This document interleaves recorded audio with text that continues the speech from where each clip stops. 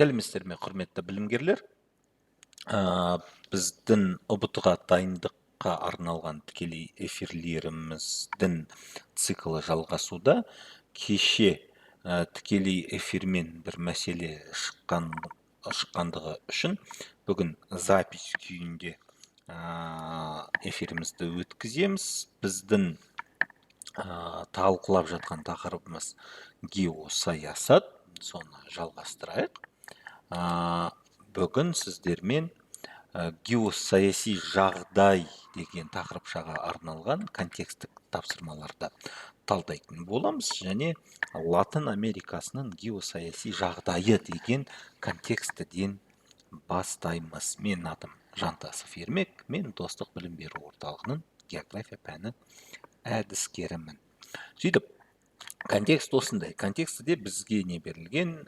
Белгілі бір схема берілген екен, сызба, кесте деуге де болады. Сөйтіп, бұл жерде Латын Америкасының геосаяси жағдайы анықталып тұр.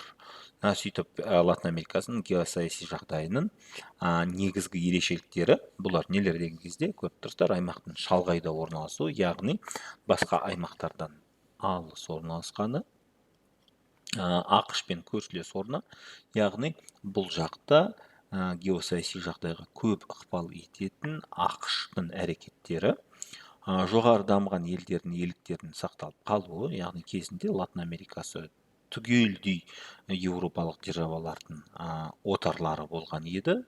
Қазірдің өзінде кейбір елдердің отарлары сақталып тұр. Көпшілік елдердің дүниежүзілік мұхитқа шыға алуы дейді. Кариб алабының халықаралық деңгейіндегі аралық рөлі, және елдердің өзара ынтымақтастығының дамуы деп тұр. Бұл интеграциялық процестер бүкіл дүние жүзіне тиесілі. Барлық аймақтарда елдер жағдай бір-бірімен бірігуге тырысып жатыр. Сөйтіп, сұрақтарға көшейік. Бірінші сұрағымыз: Еуропа ғарыш агенттігінің басты ғарыш айлағы орналасқан деп тұр. Бұл немеге сәйкес? Бұл жерде неки дамыған елдердің иеліктерінің сақталып қалуы деп тұр. Кезінде бүкіл Латын Америкасы отар иеліктері болған дегенбіз. Осылайша сол отарлық өткен шақтың қалдығы ретінде еуропалық державалар Латын Америкасында ғарыш айлағын, біздің Байқоңыр сияқты ғарыш айлағын салған екен. Және қайда деген кезде бұл оңтүстік Американың солтүстігіндегі Гвиана атты жер. Гвиана толық аты француз Гвианасы. Осылайша француз Гвианасы Францияға тиесілі, және Франция мұнда өзінің ғарыш айлағын салған екен. Француздар салған ғарыш айлағы бүкіл Еуропалық одақтың, бүкіл Еуропа ғарыш агенттігінің қолданатын айлағы болып табылады. Осылайша дұрыс жауабы Б нұсқасы. Келесі сұрағымыз: Латын Америкасында дүниежүзілік мұхитқа тікелей шықпайтын елдер. Жаңа не деген біз контекстіге қарасақ, контекстіге назар аударсақ, не деп тұр? Көпшілік елдердің дүниежүзілік мұхитқа шыға алуы деп тұр. Бұл не деген сөз? Бұл дегеніміз, елдердің көпшілігі мұхитқа шыға алады, бірақ екі ел, бір-екі емес, нақты екі ел мұхитқа шығатын жолы жоқ. Бұл біреуі Боливия, ал екіншісі қайсыдан кезде? Қайтадан картаға назар аударамыз. ұбт-да сіздердің көз алдарыңызда карта болмайды. Бірақ жағдай сұрақты түсіндіру үшін мен сіздерге көз алдарыңызға картаны қоятын болсақ, мысалы, бір Боливия дедік, мұхитқа шығатын жолы жоқ, және екі Парагвай. Осы екі ел. Негізі бұл сұрақ әдемі түрде көп жауапты сұрақтардың қатарына кіріп кете алады. Бұл жерде екеуін белгілейтін боласыздар. Латын Америкасында дүниежүзілік мұхитқа шықпайтын тек Боливия мен Парагвай екеуі ғана. Картаға назар аударсаңыздар, қалған елдердің барлығы мұхиттың жағалауында орналасқан. Келесі сұрағымыз: 1965 жылы Доминикан Республикасына 1983 жылы Гренадаға, 89 жылы Панамаға әскери интервенция жасаған ел дейді. Бұл қай ел? Өзінің әскери жағдай әрекеттері өте белсенді екен. Қай ел болуы мүмкін деген кезде бұл жерде мысалы Панамаға Колумбия басып кіруі мүмкін ба? Мүмкін, екеуі көршілес. Мінекей, міне Панама, міне Колумбия. Бірақ қалған Гренадаға, Доминикан Республикасына басып кіретін Колумбияның мүмкіндіктері жоқ. Бұл жерде осындай белсенді әскери әрекет ете алатын бір тек қана ақш. Жаңа не деп едік біз? Мына контекстімізде ақш пен көршілес орны дегенбіз. Мінекей ақш бұл жақтағы саяси процестерге тікелей әсер етеді. Колумбияға басып, Колумбияға дедім ба, кешіріңіздер. Гренадаға басып кірген, Доминикан Республикасына басып кірген, Панамаға басып кірген, Панаманың президентін тұтқынға алып, ақшқа алып кеткен. Не, осы жылы көктемде ақш қарулы күштері Венесуэлаға басып кірген жоқ, бірақ операция жасап, Венесуэланың президентін алып кеткен еді ақшқа. Тура солай кезінде 89 жылы Панамаға басып кіріп, Панаманың президентін тұтқындап алып кеткен екен. Яғни осы жылы болып жатқан оқиғалар бірінші рет орын алып жатқан жоқ. Келесі сұрағымыз, 4-ші сұрақ, ең ірі офшорлық зонаны белгілеңіз. Офшор деген не? Офшор. Офшор дегеніміз ағылшынша офшор деген сөзден шығып тұр. Шор деген жаға, яғни жағалау. Яғни елдің территориясы, материктік территориясы. Оф деген материктік территориядан тыс деген сөз. Яғни елдің негізгі территориясында орналаспаған, елдің заңдары толық орындалмайтын, шектеулері толық іске аспайтын жер. Бұл жақта жағдай экономикалық, қаржылай жеңілдіктер бар территория. Салықтар жағдай өте төмен болатын, бизнес тіркеу ережелері өте оңай болатын аймақтар, офшорлық аймақтар. Дүние жүзінің жағдай қаржысы көп, жағдай бизнесмендері немесе банкирлері не істейді?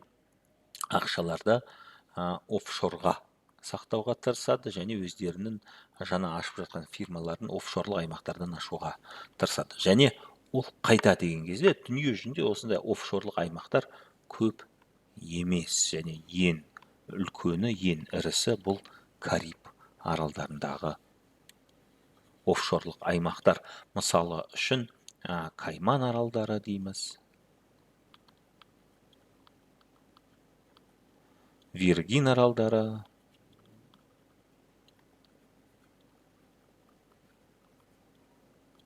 тағы басқа аралдар. Негізі осы екеу, Барбадоста да офшорлық қызметтер бар, Багам аралдарында да бар, бірақ ең негізгі жағдай офшорлық қызметтермен әйгілі аймақтар бұл Кайман аралдары мен Виргин аралдары. Екеуі де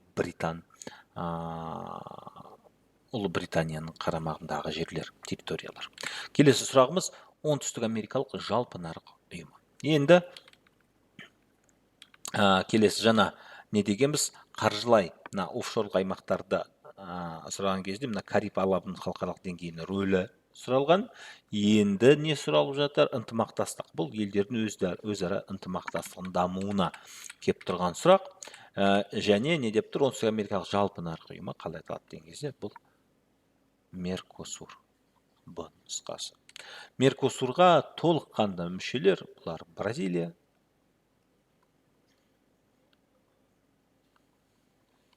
Боливия, Парагвай,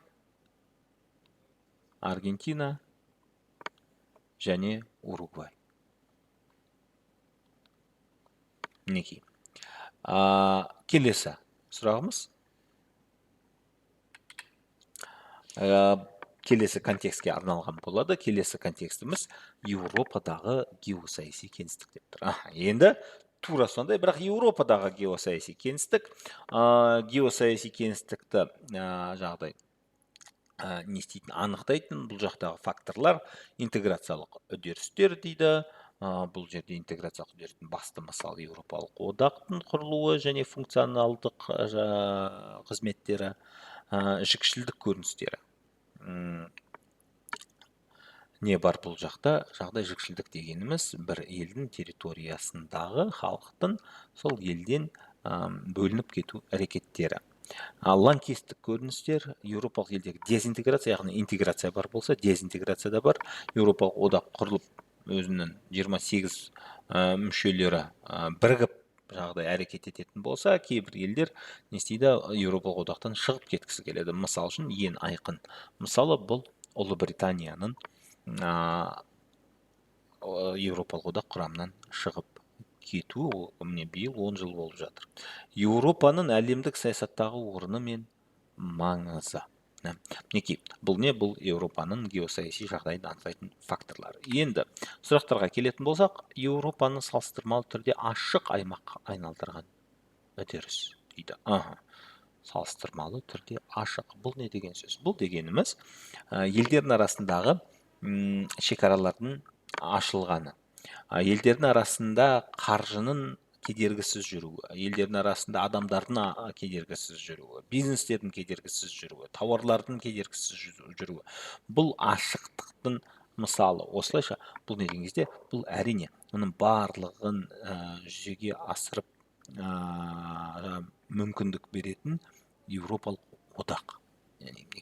Еуропалық одақ кезінде 28, қазір 27 мемлекетті біріктіріп жатыр. Сөйтіп бұл не? Бұл интеграциялық үдерістердің дамуы. Ары қарай кеттік. Батыс еуропалық жікшілдіктің басты себебі дейді. Енді жаңа не дегенбіз, интеграцияны айтып кеттік. Енді жікшілдік. Жікшілдіктің көріністері. Батыс еуропалық жікшілдіктің басты себебі. Бұл жерде шығыс еуропалық және батыс еуропалық жікшілдік ажыратылады. Неге десеңіздер, батыс Еуропада барлығы салыстырмалы түрде жікшілдік процестері тыныш өтіп жатады және заңды түрде. Ал шығыс Еуропада жікшілдіктің мысалдары көбінесе соғыстарға байланысты. Мысалы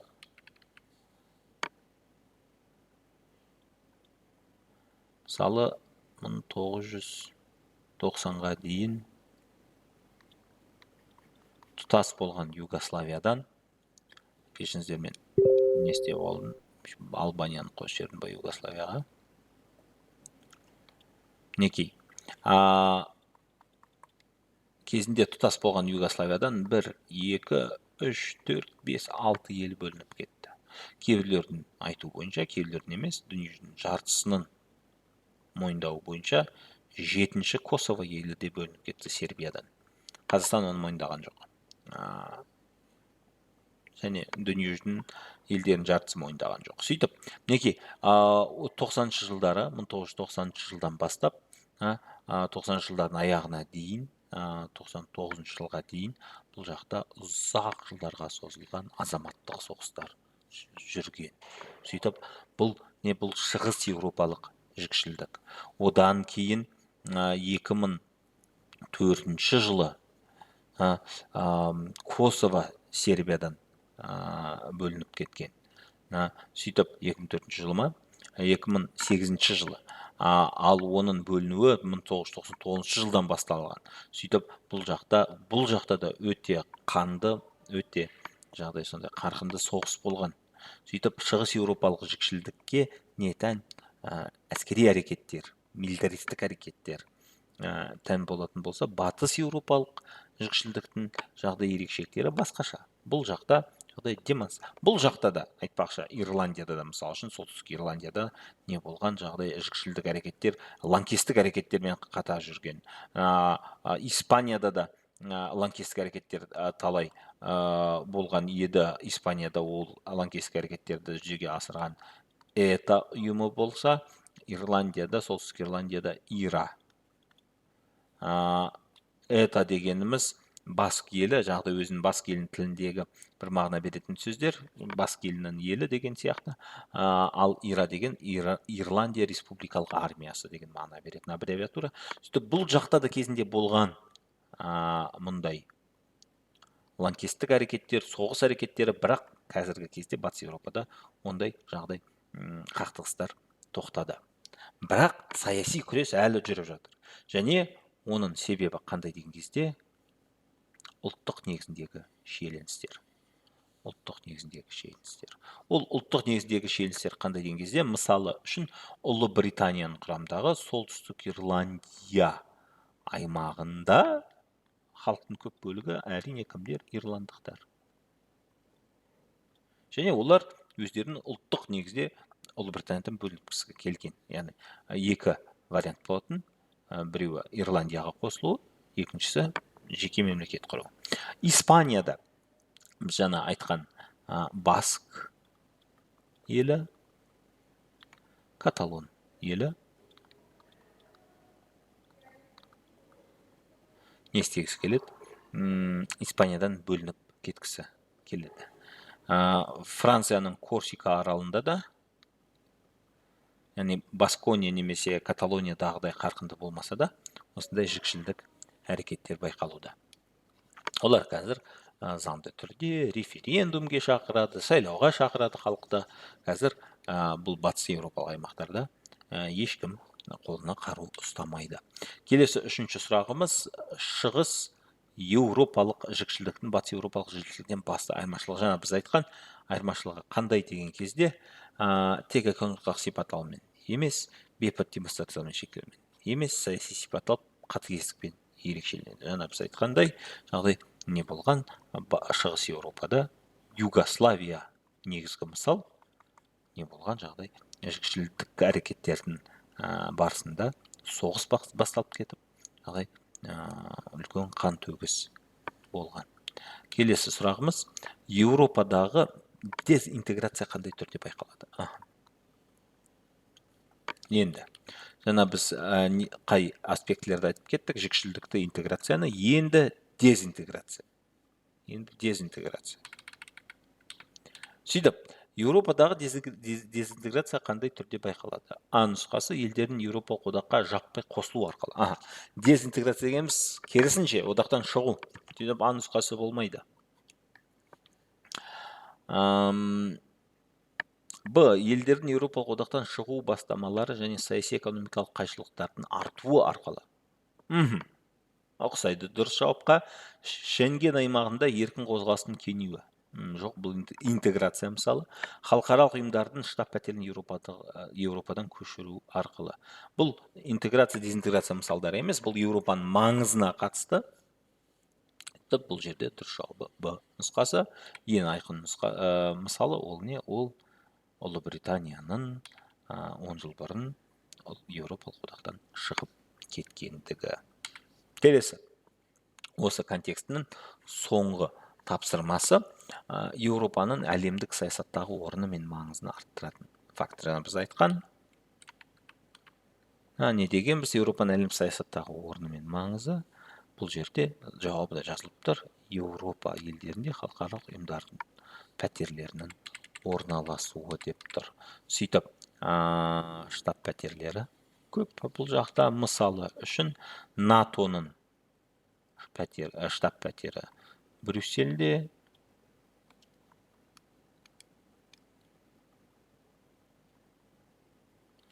ОПЕК-тің штаб пәтері Венада, сол сияқты ЮНЕСКО-ның штаб пәтері Женевада, Парижде, Женевада неше түрлі штаб пәтерлер бар. Осылайша не болады? Жағдай еуропалық елдерде көптеген ұйымдардың штаб пәтерлері орналасады. Біз үшін ОПЕК өздері елдердің көп бөлігі таяу шығыста орналасқанымен штаб пәтерлері Венада. Вена қайда? Жағдай мұнай өндіру аймақтары қайда? Бірақ Еуропа маңызды болғандығы үшін халықаралық ұйымдар өздерінің штаб пәтерлерін осы жаққа орналастырады. Бұл Еуропаға қатысты контекст. Келесі контекст текстік. Келесі контекст текстік. Не дейміз? Америкадағы геосаяси кеңістік. Америкадағы геосаяси кеңістік ақш-тың әлемдік саясаттағы ерекше рөлімен, Канадамен саяси және әскери ынтымақтастығымен дейді.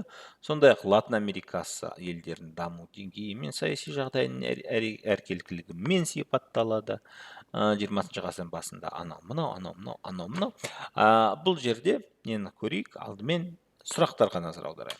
Кейбір кездерде контекстік сұрақтарға жауап беру үшін сұрақтың өзін оқу керек емес та. Бірақ контекстті оқу керек емес, сұраққа онсыз да жауап беруге болады. Бұл жағдайымыз қандай екен? Қырғи қабақ соғыс қай жылдар аралығында болды? Енді, мінекей бұл жерде қарасаңыздар, контекстте жазылып тұр. Бұл кезең 1945-91 жылдар аралығында жалғасып, әскери экономикалық және идеологиялық текетірестікпен ерекшеленеді дейді. Бұл қырғи қабақ соғыс. Орысшасы холодная война. ақш, бір жақтан ақш, бір жақтан Кеңес одағы, КСРО,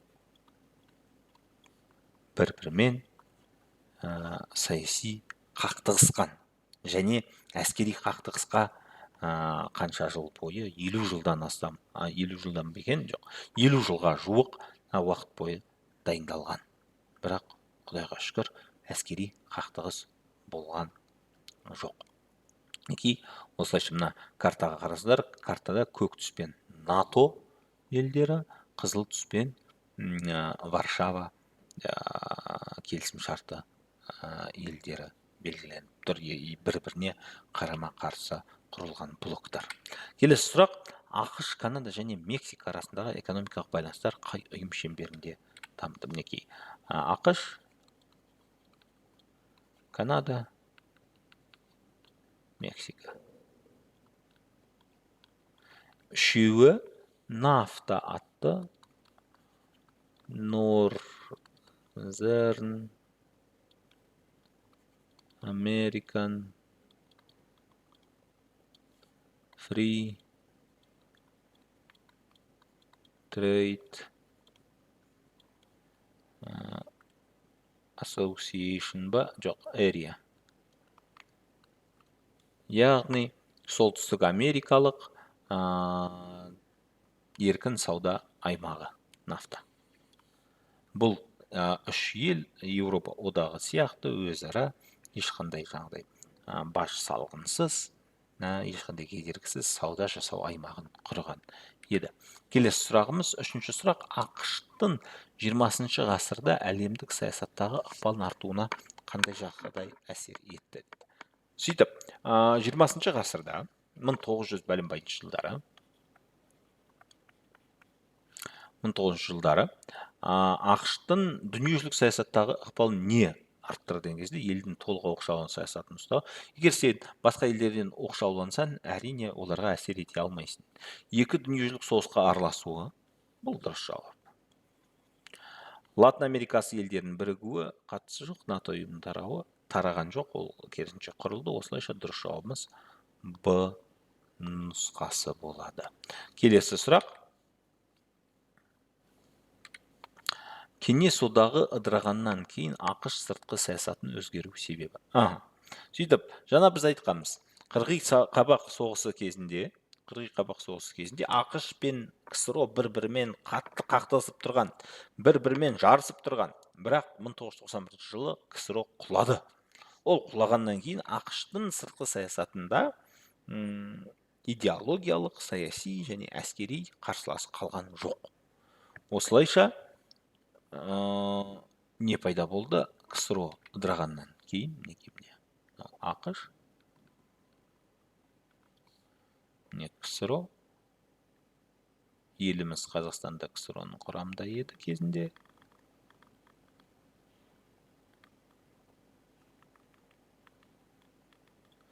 Ал шығыс Еуропа елдері ксро-ның ықпалында еді. Моңғолия ксро-ның ықпалында еді. Сөйтіп, осылайша ксро құлағаннан кейін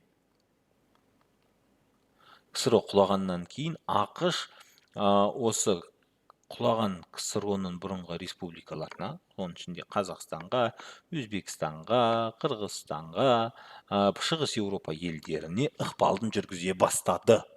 Осылайша дұрыс жауабы жаңа ықпал аймақтарының пайда болуы дейміз. Келесі сұрақ, 5-ші сұрақ, ақш пен Канаданың әскери саяси ынтымақтастығы жүзеге асатын ұйым. Жаңа біз не деп едік, мәтінде не деп тұр? Солтүстік Америкада ақш пен Канаданың саяси және әскери ынтымақтастығы не деп тұр? НАТО аясында дамыса дейді.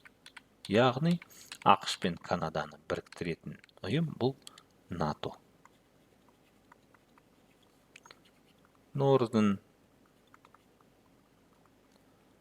North па жай? North Atlantic.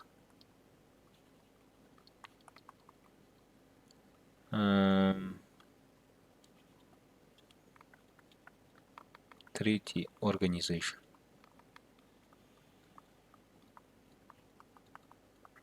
Яғни солтүстік Атлантика келісімі ұйымы. Бұлар не істейді? Бұлар 32 ел болып бірігіп кезінде ортақ жауға қарсы күресеміз. Бізге біреу шапса, бәріміз бір-бірімізді қорғаймыз деп келіскен елдер екен. Сөйтіп тұр жауабы А нұсқасы. Неге ақш, неге Канада. Бұл әскери блок. Келесі, соңғы контекстіміз Азиядағы геосаяси кеңістікке қатысты. Сөйтіп қайттан үлкен мәтін. Сөйтіп Азиядағы геосаяси кеңістік, Азиядағы кеңістік аса күрделі сипатпен ерекшеленеді. Бұл аймақта аумағы мен халқының сан жағынан әлемдегі ең ірі мемлекеттер орналасқан Қытай және Үндістан дейді. Қазақстан халық санына қарай емес, Сауд Арабиясы халық санына қарай емес, территориясына қарай жер көлем бойынша ірі елдер қатарына кіреді. Ал Ресей аумағы Азияда да, Еуропада да орналасқан. Азияның геосаяси маңызын арттырған тағы бір фактор салмақты күштердің шоғырлануы. Қытай, Үндістан, Пәкістан, Корея халық демократиялық республикалар неменеге ие дейді? Ядролық қаруға ие. Қараңыздар, Қытай, Үндістан, Пәкістан және Корея республикасы. Келесі, сонымен қатар Азияда әлемдік экономиканың ірі орталықтары орналасқан. Анамнау сұрақтарға көшейік. Бірінші сұрағымыз, Азиядағы ядролық қаруға ие елдердің қатарына кіретін мемлекеттер. Жалпы дүние жүзінде ядролық қаруға ие 8 ел бар. Ресей, ақш, Қытай, Үндістан, Пәкістан, Франция,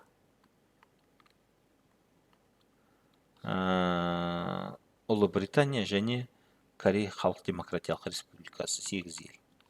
Тағы 9-шы кім бар? Израиль бар. Өзінің ядролық қаруы бар екендігін мойындаған жоқ, бірақ бүкіл дүние жүзіне оның ядролық қаруы бар екендігін біледі. Сөйтіп, соның 4-еуі 1, 2, 3, 4 Азияда. 4-еуі Азияда. Корея халық демократиялық республикасы, солтүстік Корея, Қытай, Пәкістан және Үндістан. Одан басқа Ресей еуропалық ел болып жаңағыдай саналғанымен көп бөлігі Азияда, 4-тен 3 бөлігі Азияда. Оған қоса Израильде де Азияда. Сөйтіп, осылайша іс жүзінде 6-ау, бірақ тест үшін жалпы классификацияда 4 ел Азияда орналасқан екен. Яғни ядролық қаруы бар 4 ел. Бұлар қайсысы деген кезде Қытай, Үндістан, Пәкістан және Корея халық демократиялық республикасы. Келесі екінші тапсырма. Орталық Азияда қандай ірі геосаяси күштердің мүдделері тоғысады дейді. Сөйтіп, Орталық Азия. Орталық Азия дегеніміз ол біздің аймақ. Қазақстан, Өзбекстан, Қырғызстан, Түркменстан және Тәжікстан. орналасқан аймақ. Сөйтіп, осы орталық Азияда геосаяси тұрғыдан қай елдер ықпал етеді деген кезде, бұл әрине бірінші орында ең жақын көршіміз Ресей болады. Бұл жерде үлкен жағдай геополитикалық ойыншыларды айтамыз. Ресей тек А нұсқасында бар. Одан басқа Қытай, ислам әлемі ретінде бізге Түркияда да, Иранда әсер еткісі келіп жатады және әрекет етеді. Және тағы ақш дүниежүзінің глобустың ар жағынан келіп әсер етеді. Мына Еуропа арқылы келіп әсер етеді. ақштың Қазақстандағы көптеген жобалары бар. Ең үлкен жобасы әрине бұл Тенгиз Шевройл, яғни Қазақстан мұнай өндірісі. Сөйтіп, осы елдердің барлығы Қазақстанға әсер етіп, ресурстарын қолданады, немесе өзінің ресурстарын құяды.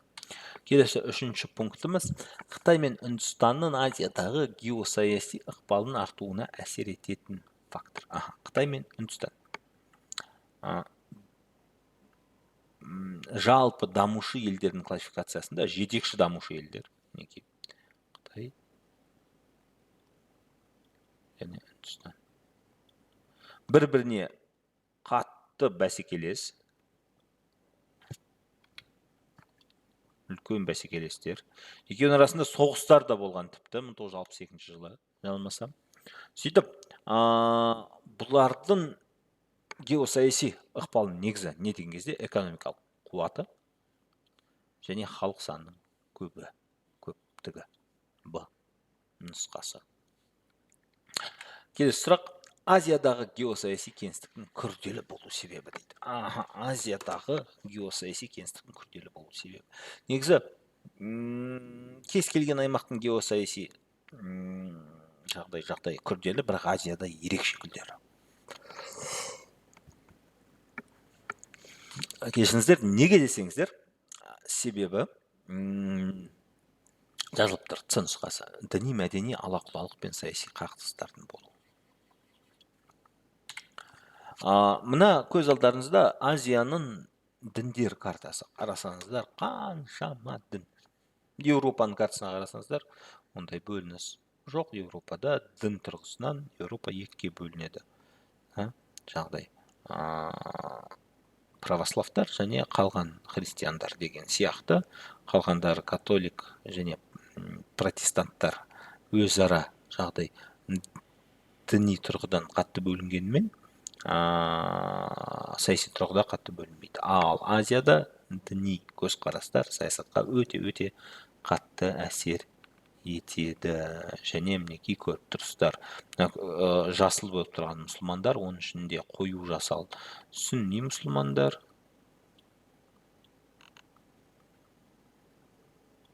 Ал ашық жасыл болып тұрған шииттер.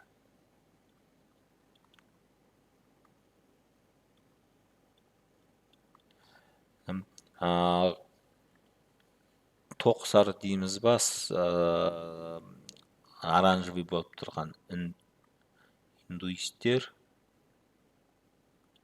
сары болып тұрған Қытай діндері. Қытай діндері деген кезде бұл жерде не бар, жағдай даосизм бар, конфуций діні бар, жағдай Қытайдың басқа дәстүрлі діндері бар. Ал қызғылт розовый болып тұрған Будда діні. Бірақ Будданың кез келген тармағы емес, лама түрі. Ламаизм.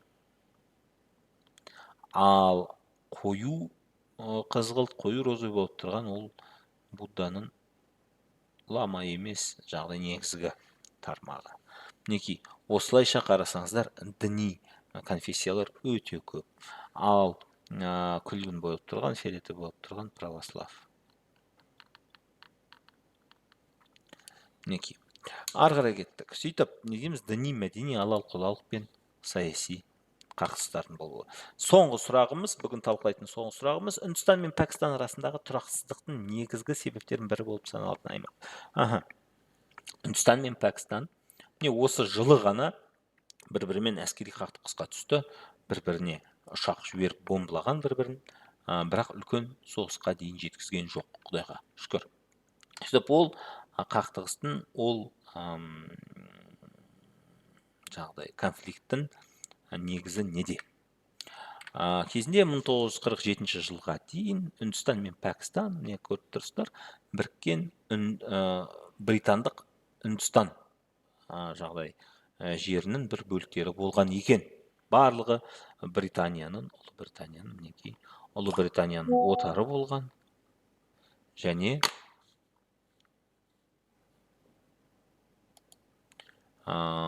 британдық Индия деп аталған. Мұнда Үндістан мен Пәкістаннан басқа қазіргі